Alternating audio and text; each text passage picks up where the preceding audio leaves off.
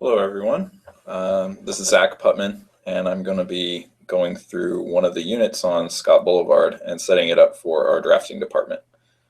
I intend for this video to be seen on YouTube, maybe for training purposes or anyone who's interested in seeing what the fab process is like, what our tools actually are at Walters and Wolff, and what your engineering department, if you're a PM, what your engineering department is doing.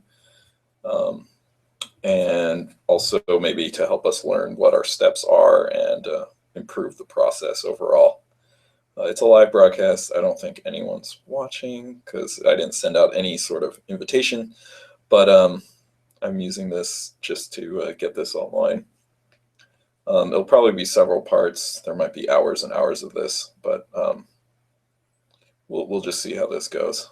This is an experiment.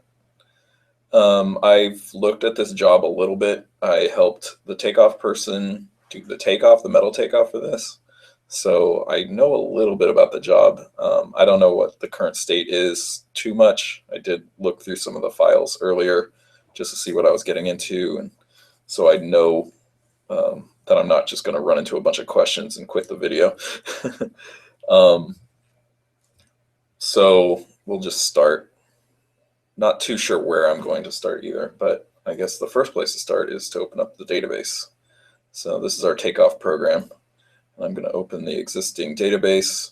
I made this link here in my favorites, and that's really easy to do. You can just drag any folder from this side of the window over to here to make a favorite, and then I renamed it. It's just a shortcut so I can get to the Scott Street folder quickly. The takeoff folder.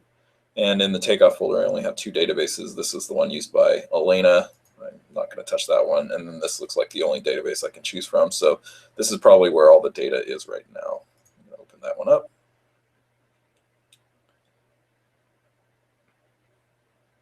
All right, and then once I see this, I can go back to AutoCAD.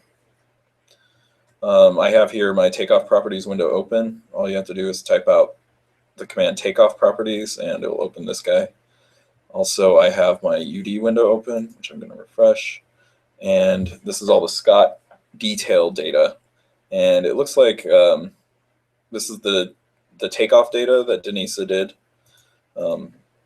It looks like it was made from the server data, just from the extensiveness of all these different options. She named things kind of like how I like to name my uses. This is probably a really good start for me, just because she was very thorough about doing reference details, and I helped set this up or train her on how to do this. So this is pretty much exactly what I want to start with. I asked around to find out if this job was like any other job, and I didn't really get anywhere with that. So I might just look up some of these. Once I start looking at the details, I'm going to look up on the server if there are any fabs that use these parts, and maybe I can steal some fab tickets from them. As far as the data goes, I might be able to even use that job to steal data off of, but we'll see how that works out. I also opened up my wiki page for my standards. One thing I noticed before I started this video, I was just going to jump straight into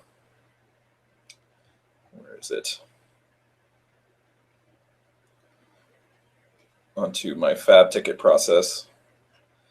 And some of this is outdated, but one of the first things is work in the installation order. And that made me wonder, what is the installation order on this? And I haven't been able to get a hold of the project manager, and there's no unit sequence already inputted in, but I did find this is the Scott Street folder. I did find in the field folder there was a relatively recent file, only 3 days ago. This is the 6th. It kind of outlines a sequence. We want to start over here and go around. So I'm going to make the assumption that, and a lot of these elevations actually look pretty similar. There's a whole slew of rectangular-ish openings like this that kind of go around most of the building. So according to our sequence, though, we're starting I'm just looking over here at the little key plan.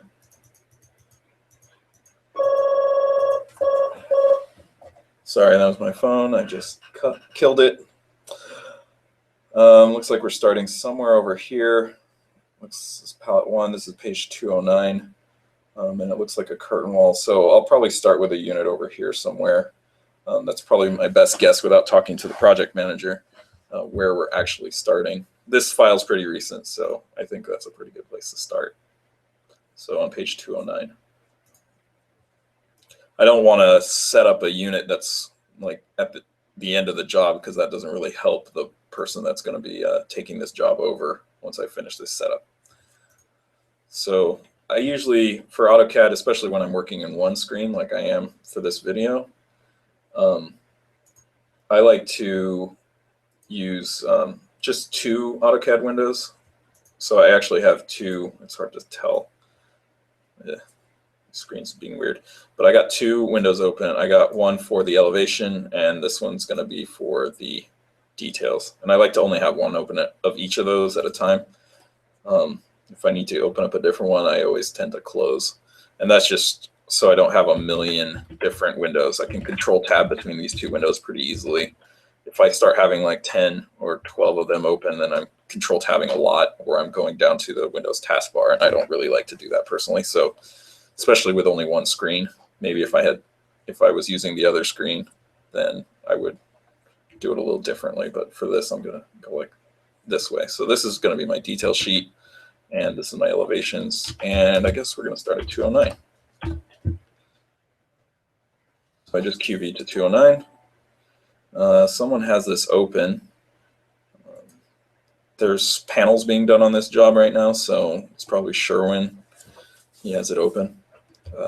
But that's fine, because I'm going to be doing most of my work in a unit drawing anyway. So it looks like this job was tagged already on the elevations. You can see all the metal mark numbers on the elevation. And also I noticed earlier, before I even did this, this uses blocks for the units, which is an experiment that we tried and we have since abandoned, but I'm going to try and use this to my advantage a little bit.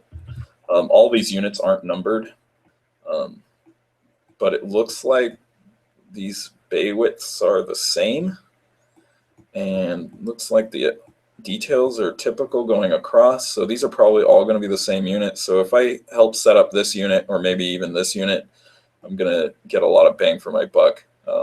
If it's right, then everything will follow across, save for this. Maybe there's probably some extra stuff on that one.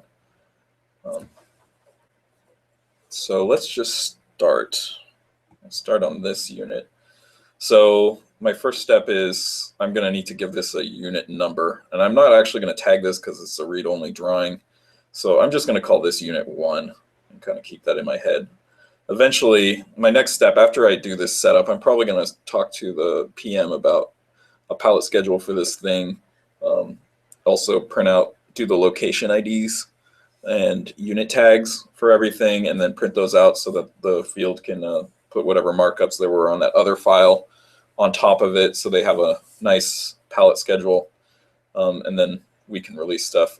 We can't release anything on any job unless it has a palette schedule and it's been inputted into the Takeoff program, which, as you can see, if I run the unit sequence command and hit refresh, there's no unit tags at all on this job yet. So that's something that will have to be done. I'm just going to ignore that for now since I can't reach the PM. So this is unit 1.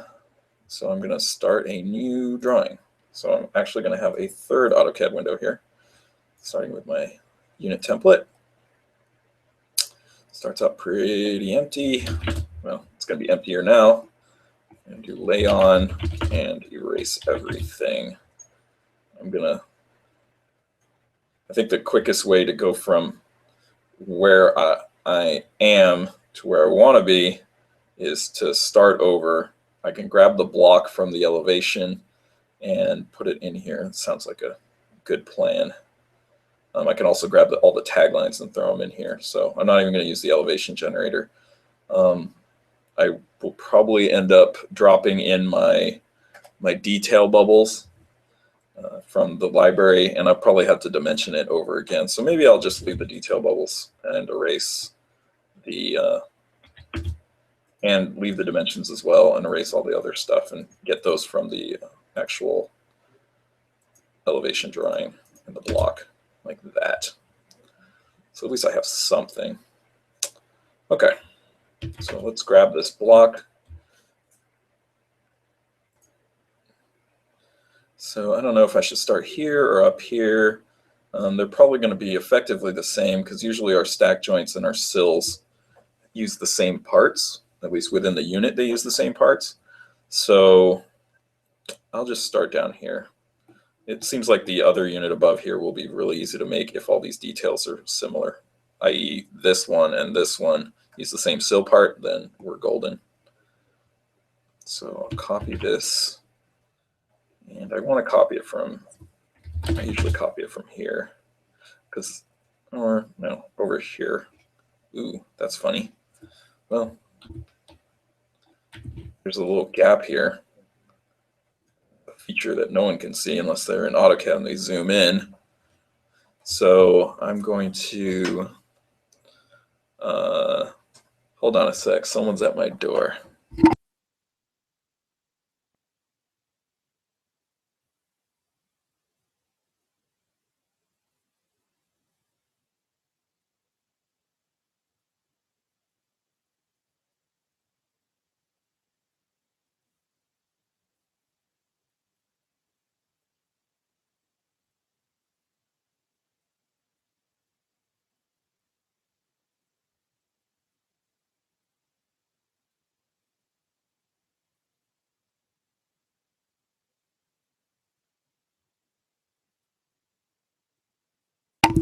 Sorry about that pause.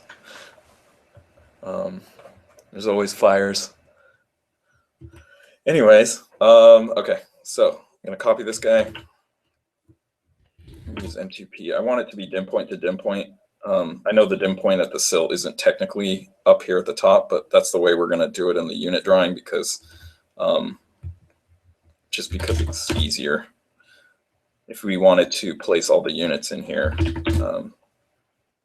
no, that's where my tagline will be. It'll make sense, I think, later, if I even explain it later. All right, so I copy that guy, go back to my unit drawing, paste it in. I like to put this at 0, 0. That helps me if I'm going to build a full building model. I probably won't in this case, but it's there.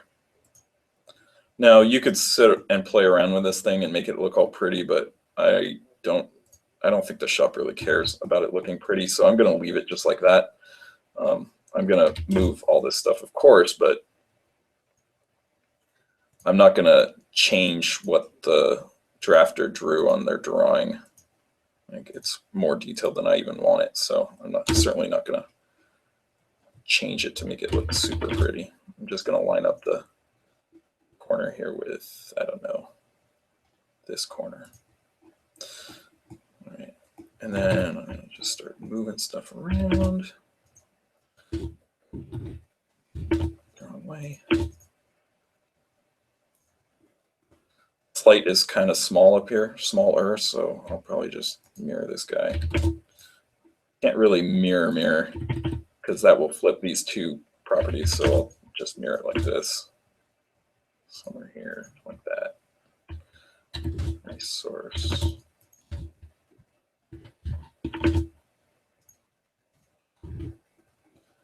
And I'll move this guy down. I wanted it in the bigger light because it'll just be there'll be more room in the bigger light to begin with. Stretch all this stuff to where it needs to be. This dimension here is supposed to be a daylight, so, and then this is supposed to be kind of an overall. I don't know where I'm going to put that yet. Select everything again. So I'm just going to bring this up here temporarily. Put this right here. I'm going to have to verify that these dimensions are correct later on. So it looks like my face stop is 4 inches. This will probably be down there. Now, the only dimensions that the shop really cares about are the daylights. So I'm going to check this dimension and these face widths to make sure that I have them right. And then up here, I need to figure out what I'm going to do with the stack joint. But the daylights need to be right. Otherwise, the whole unit's the wrong size. So I actually want this dimension here to be coming off of this line. So it's at the sort of the daylight of the vertical. This should be probably dim point, right, DP. So I'll have to verify that one as well. I don't think it's right because I don't think our verticals are 2.5. I think they're bigger than that, but I'll fix that all later. Let me just get something.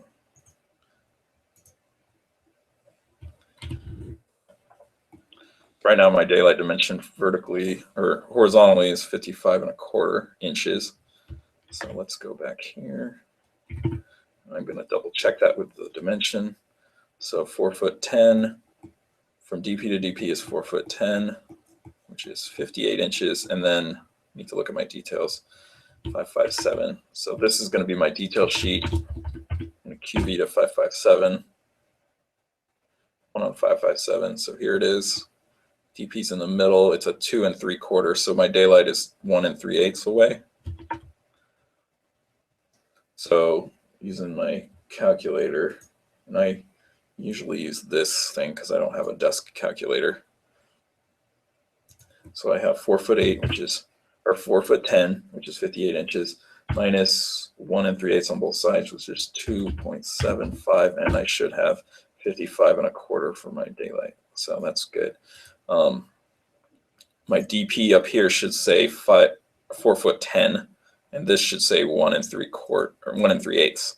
So I need to bump this out 1/8, like that. And then over here, grab these guys, and I need to lose 2 1/8. Now it's 4'10", 1 3/8. Everything's cool dimensionally. Let's check vertically. So let's just look at this daylight here. I'm guessing it's the right size. I copied it right out of the elevation, but it's always good to double check. This is 12'8" from DP to DP. And then let's look at the details. So 501.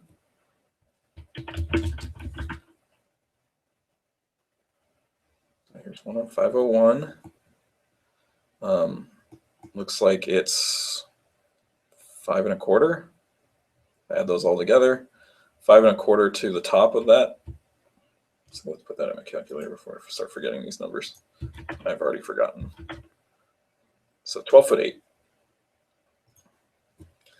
12 times 12 plus 8, 152. And then we got 5 1/4. Right. Oops.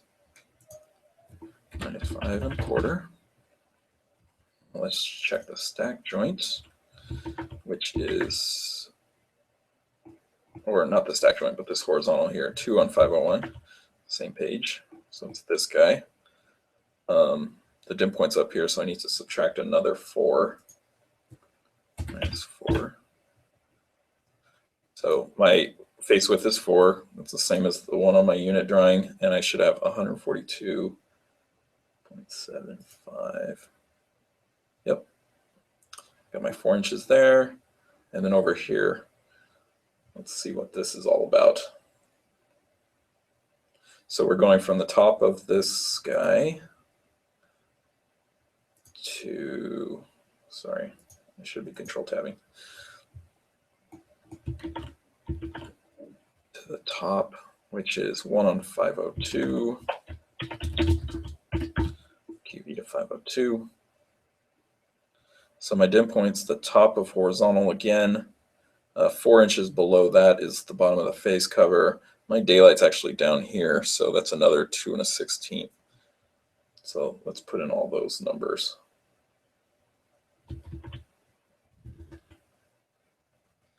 Got 5'5 1/4. 5 times 12 plus 5.25. And then we're subtracting 4 and 2 1/16, and there was nothing to subtract at the horizontal. Minus 4 minus 2.0625, 59 and 3/16. So let's go back to our unit drawing. 3/16. Yeah, I'm not losing my mind. So this is like in some weird spot, that dimension.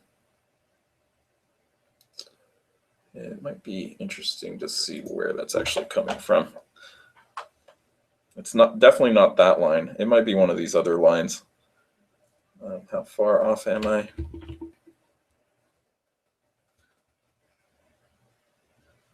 So 4/16, which is a quarter. So it's a 1/4 inch higher than this. I don't know where that number is, or that line. Let me do the calculation again, just to double check. This all seems really weird.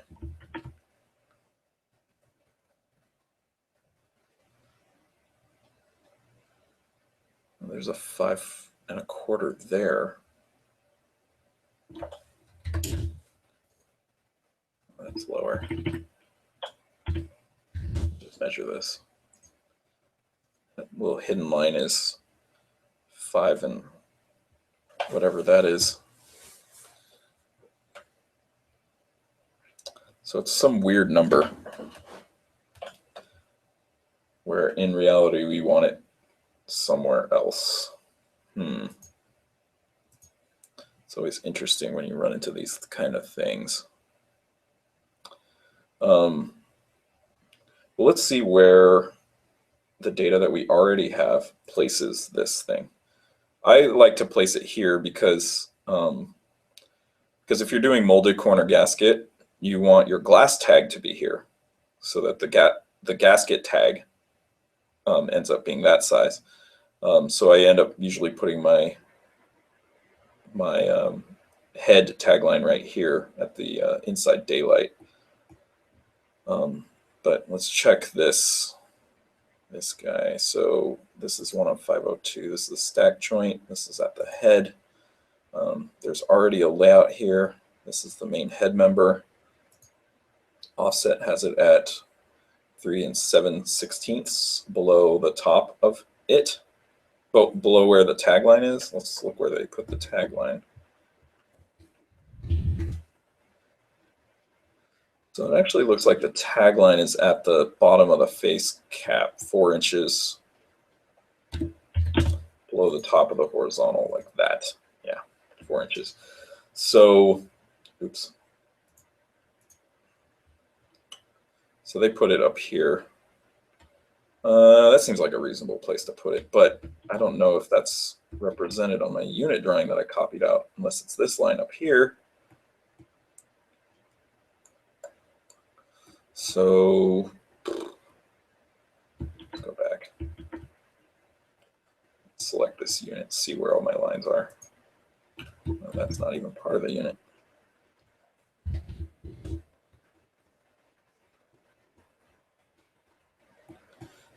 Oh, great. So the unit actually didn't have this line here, but that's, if I go LMM, that's where the glass tag is, that's where the metal tag is, right up there.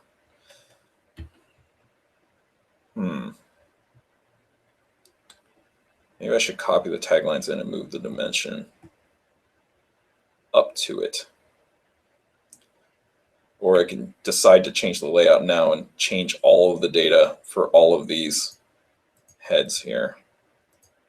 I'm almost inclined to just keep it the way it is. Ultimately, it doesn't really matter where that thing is, where the tagline is. It mattered for the glass takeoff, but that's already done. It matters for ease of creation of the next units. But since all the future units will probably be created, at least the ones with a stack joint, will probably be created from this unit I'm making right now, I'm probably okay to just place it or add some construct to or some extra geometry to this to actually make it have the line location right. So let's just do that. I'm going to copy the taglines. I was planning to do this eventually anyway. So let's start with the glass taglines.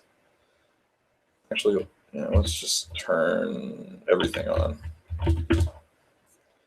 And what is this guy? What's this extra tagline? That's a vertical.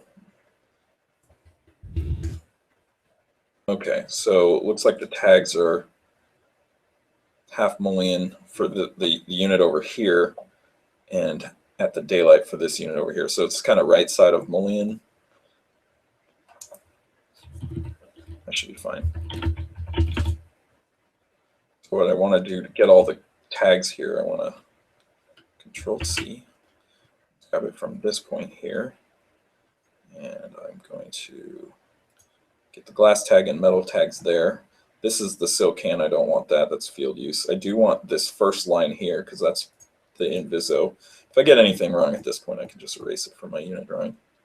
I want all this stuff here. I'm not grabbing any of the mark numbers because those get generated automatically when I run this. I want my head here, and I want these. These are my hook lugs to hang the unit. So I want those, and I think that's all I want. I'm going to remove that so I don't get the block again. I don't think it'll copy because it's locked, but you never know.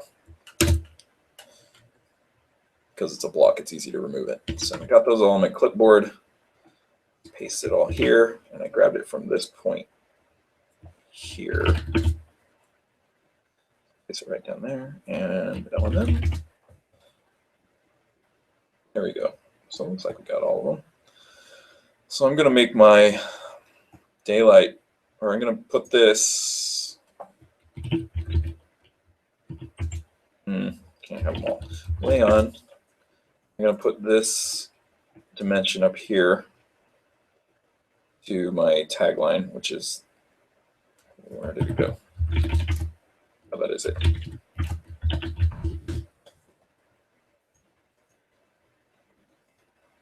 Put this up here. So that's the bottom of the face cover. And then this here should be 2 1/16, because that's where the daylight is. So I'm going to do from. You'll see I use from and point filters and all these other things quite often. Don't have to do any math. 16. That's where the daylight line should be. I'm going to take this opportunity to modify this line a little bit. I don't like where this line is. It's meaningless. Plus, it's all still part of this block, so I don't really want it as part of the block for all my units. So I'm just going to explode it. And then I'm going to slide this guy down to line it up. And perpendicular. So that's my inside daylight, right where it should be.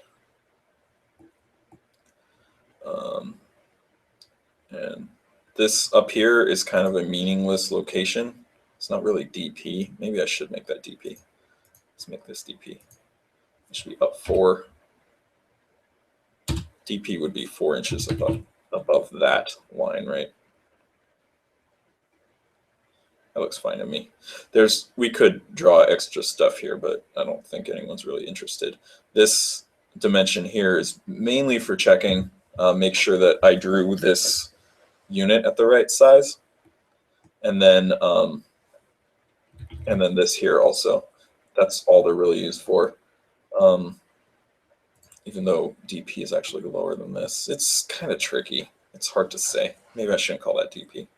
Yeah, I don't know. Let's move this down. Let's make it real DP.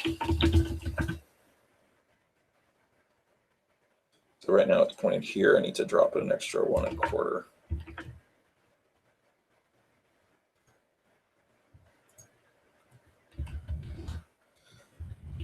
18 foot 1 1/4. What does the elevation say? Have anything? It would be these two. 17 plus, yeah, 18 foot 1 1/4. So I match my elevation with my dimensions. This is kind of weird because I'm dimensioning the stuff in space, but we verified the daylight dimensions. 59 3/16 is what I had on my calculator, so that should all be good. All right, let's put in my detail bubbles. So this is where having two screens is really helpful. Looks like I have 557 on both sides, 1 on 557. So I usually use my quick properties window to do this because it lets me change multiple at a time. Then through here, it was 501 except for the top, but I'm going to set the top anyway. This should be 502. And then this one should be 2 on 501. Just make sure I got that right. 501, 2 on 501, and 1 on 502. So yeah, so good there. Let's do these hook lugs. Now these should be at the very top of the hook. So let's look at 502. Notice how I keep closing my details, but it's pretty quick to just UV back to them, and it prevents me from having to go to my taskbar all the time. So my hook lug, usually the hook is measured or located based on this location up here. So I'm going to just measure that. So let me get model space. Go from here to top of my hook, like that. And it says 2 1/4, and it's pretty close to 2 1/4. So I'm going to put it at 2 1/4 from the bottom of the face cap, which I don't have here, but it's 4 plus that. So 6 1/4 is where I want that line. So I'll grab both of these. Up here, I'll do from perpendicular up here, which is the top, and then drop it 6 1/4. So it's actually really close to my daylight line. Does that look right? Looks pretty close. So when you're doing the takeoff, it doesn't really matter where you drop that line. You just need to count the thing. But I care. So I care now because I need to locate where that hook is going to be attached. So I'm going to put it right there. It's kind of a funny spot, but they usually are in funny spots. I haven't saved this drawing yet, so let's do that. I'm going to call this unit 001, and usually this will go in the drafting takeoff. There is no units folder, so let's make that. Units, and we'll call this U001. So I basically copied everything from the drawing, messed with the dimensions a little bit. I have dimensions pointing off into space, but that's just in an effort to get my dimension to be right. And I've kind of did that whole thing, you know, just to make sure that the elevation was drawn right, because if the elevation was drawn wrong, then my unit would be drawn wrong because I copied it from the elevation, all that stuff. Everyone goes off of the actual printed dimensions on the shop drawings, and I just want to make sure I match that. So got all my taglines. I'm using these commands. LMM, it shows me all my metal tags. LMG shows me all my glass tags, and LM1 shows me just kind of basic. This is what we print. And it has all the detail bubbles and stuff. So at this point, I think I'm ready to UPD this. Now UPD puts all this data here that's defined by in here, which is just the straight up takeoff data, plus all of the tagline data, like where all those metal tags are and the glass tags and all that, along with this file name here, and puts it into my takeoff program database. So it's kind of just a record of everything that's in this job. So UPD does all of that magic. and I'll run it now. Now, one thing I'm going to expect on this UPD is I don't have any unit tags, so there's not going to be any quantity for U001. So, and I found something else out here too. So there's no quantity for U001, so it's actually not going to give me anything over here or down here because there's just nothing. This unit doesn't exist as far as the takeoff program is concerned. Second thing was it said that I had elevations on the same elevation on 2 sheets. So some of this stuff, all my taglines, if I do LMN, all these taglines are assigned to an elevation. And right now they're assigned to 13 because I copied them out of that other drawing. But for units, they should be set to 0, I believe. It tells me in this window. Yeah, this should be, elevation should be 0 for unit drawings and distribution index should be 1. So I need to fix that on everything. So I'm going to turn on everything, lay on, and I'll do an EST update. I want to change the elevation to 0 for everything. And for distribution index, I want them all to be 1. Same thing. There. So now I shouldn't get that error message. I'll have to UPD it again. You always have to run UPD to tell the takeoff program that to refigure out everything so I can see what has changed. And I didn't get that same red error message this time. I did get mark numbers on everything, so that's a good sign. It's usually one of the first things I look at. If there was no mark number here, I'd be wondering what happened. I got all my glass mark numbers. They should be exactly the same as the original takeoff because I copied them directly. I have these green mark numbers here. These are any of the green mark numbers are always shop use. So I got these 2 shop use ones. These don't print. I'm gonna move them because if I move them now, then they won't. They'll be in that spot for the other units, and that's a good thing. But you can see your shop use stuff to make sure that they came in. So I did get stuff there. These L1s must be the bayonets. And then I got stuff here. So now I'm going to start working on making sure that I have what I want here. Now, right now I'm using takeoff data. So I want to, well, I actually want to change this. Hook Lugs named MM. It's not good. And then up here also, these are weird. So I kind of want to get rid of those. That's going to involve me going into the backend database and fixing that. So let me just do that real quick because it's bugging me.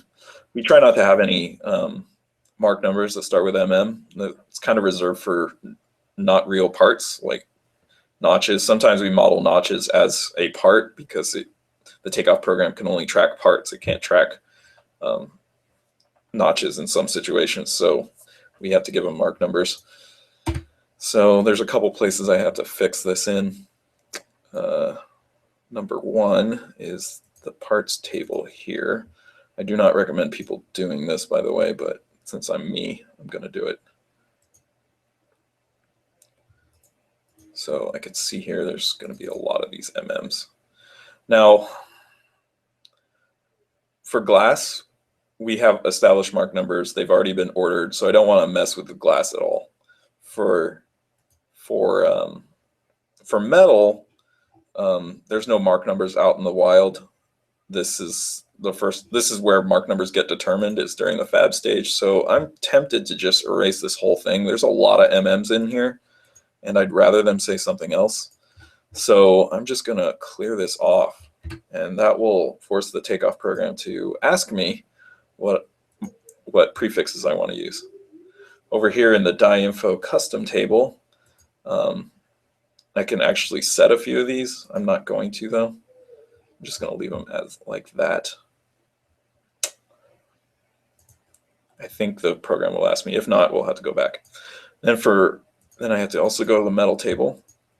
This is where all the mark numbers are stored. I don't care about any of these mark numbers. No part of this job has ever been released, so I'm going to delete that whole thing too. Now the takeoff program will definitely ask me There's a few other ones that I like to clear off. I'm going to clear this guy off.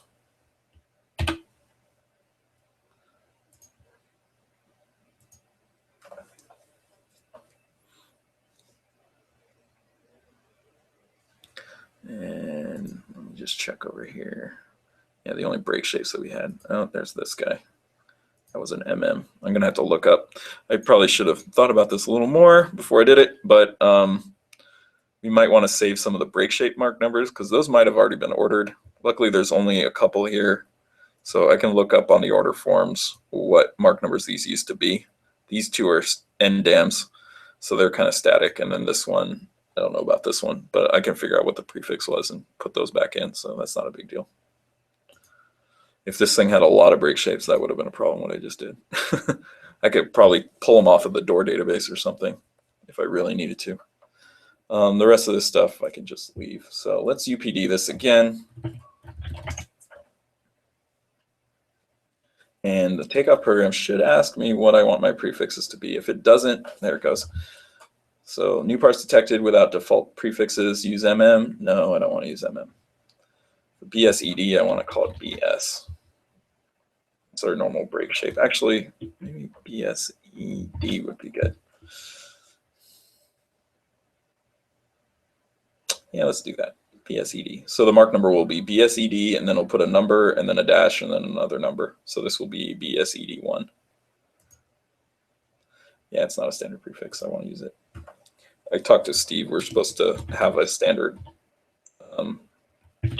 mark number for these end-dam parts. This is the end-dam of the head. So we're supposed to have a standard one. So I'm kind of forcing that using this. Yeah, I want to use that prefix. So this is a head member. Head members are usually HM. This is a head glass trim. It's the same as Sapos part 2502. That's, I don't know what that is. So I'm going to open up a, let's go to a portal. I want to see what shape that thing is. So it's W753501. Information. Could do this in AutoCAD, but my AutoCAD's locked up right now. AutoCAD takes a while to open. Okay, so that's that little piece that snaps into the head. I don't remember what we usually call that piece. Let's take a look at my takeoff program. Surprised it didn't come in here. Yeah, see, it's still MM. Well, let's take a look at the list of prefixes and see if there's anything that works well. Exterior trim, maybe. Exterior stop. It's not really a stop. Head insert, not really. Kind of, but not really. Exterior trim could work. Is there an exterior trim? Trim cover. I can always look at a different job. So I'm going to search for this mark number in the shop work orders and see if I can, on the portal, and see if I can find one.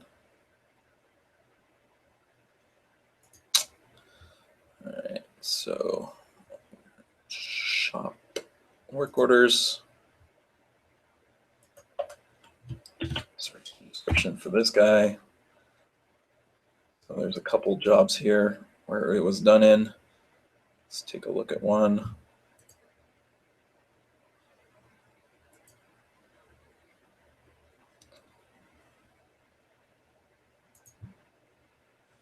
So GS for that job.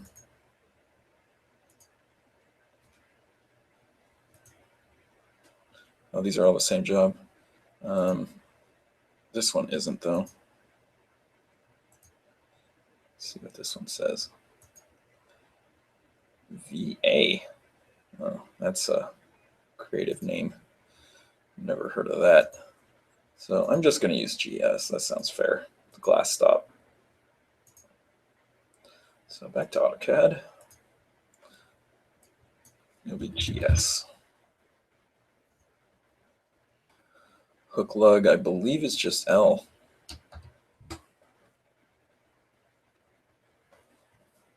Our bayonets are also L. So our bayonets would be L1, and then our hook lugs would be L2. Or it actually might switch because we erased everything. Pretty sure that's normal. L. That was the last one. Okay, so all my mark numbers reset. You can see they're all nice numbers. Glass didn't change. It's all good. And yeah, L2 up here on the hook lugs, L1 on the bayonet. All right, that's much better. HMGS. So I'm going to move my mark numbers around. Make sure that they can be read. Yeah, detail bubble line is in the way. Actually, let's keep the mark in the middle. Let's shove the detail bubbles over. Those detail bubbles are always going to be in the way unless we toss them to one side.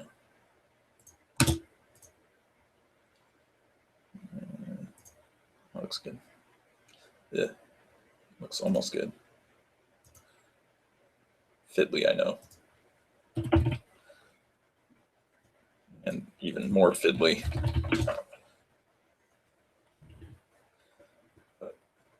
Okay. So I got all that. All my stuff still has mark numbers. Let's make sure that all of these are actually the right parts. Now, they better be, because we've already ordered the metal and I copied the taglines, so they should match. But I want to make sure, and if I do find any errors, then it's good to know about them really early like this than later on. So I'm going to run the UD command and pick on this guy, that mark number.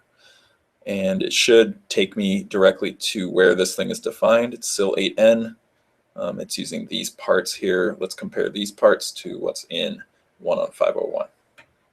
So going back to 501. So I got W75 1143, and face stop here is 1333. So that looks good.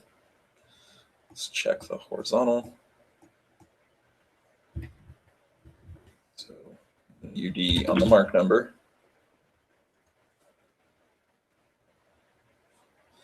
Horizontal 8N, Invisio. That's a pretty good name for this. Kind of standard for the takeoff group.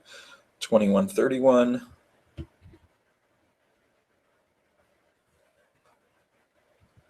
2131. Sorry, I was just checking the time. I want this video to be too long. I'll have to break this up. So 2131, 2507, 2507, and this guy, W75, 1332, 1332. So that looks good. Let's go to the head, which is 502.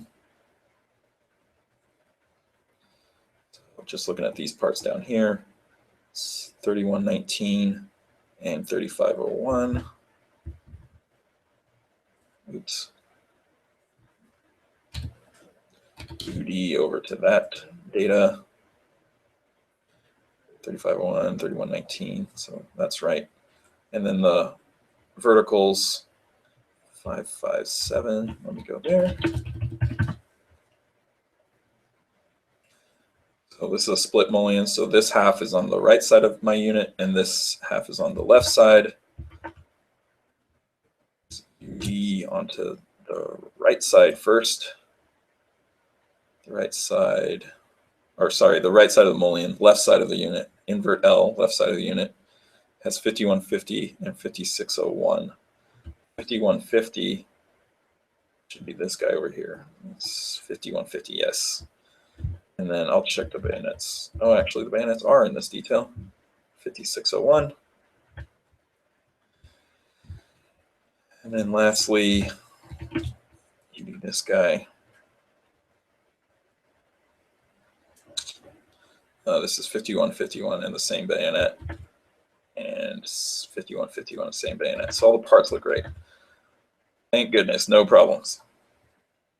So we're pretty good. I also looked at the names that these were coming in as, and I liked them. Invert R, invert L is for Inviso vertical. Inviso's structurally glazed. For those who don't work here in our office, we call it Inviso for some reason. But usually we name them based on the light. So this would be invert L because it's on the left side of the unit or the left side of the light. And this would be invert R. And then over here we have, this one should be called SIL 8N because it's Inviso to Inviso. That's kind of our standard name. You can find those on the wiki. And then we also have up here was horizontal 8N, which is also Inviso to Inviso. And lastly, head, and it's just straight. It's just called head, probably because this is Inviso, because between a captured or an Inviso vertical, normally there isn't a difference in the head at all. So we just use the same one. There's no head 8N here because there's no change in logic. So let me UPD this again just to be sure. And then I think this is a pretty good breaking point. I have all of my mark numbers. I have my first unit drawn. I've checked my details. All my parts are right. In the next video, I'm going to make the model for this and start verifying that I get the right lengths. And then we'll see how that goes. Oh, I didn't check the hook lugs. Let me do that. Sorry. UD this. So this hook lug, it's inside of the stack joint detail, which I kind of like it there. It's called lug L. That was the left lug that I was looking at.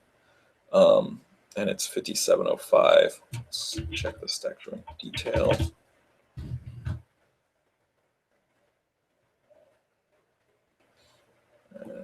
That's the bayonet. Oh, I don't see a part call out for the hook lug at all. Nope. Well, let's drop one in, see if it fits. So the detail or our data is calling out is 5705. What we ordered is 5705. So I hope they're the same. It looks pretty good. Yeah, that's the right one. So we're good on that one. So yeah, in my next video, I'll make the BIM model of this, and we'll start looking at some of the lengths in detail and maybe even get to some fab templates.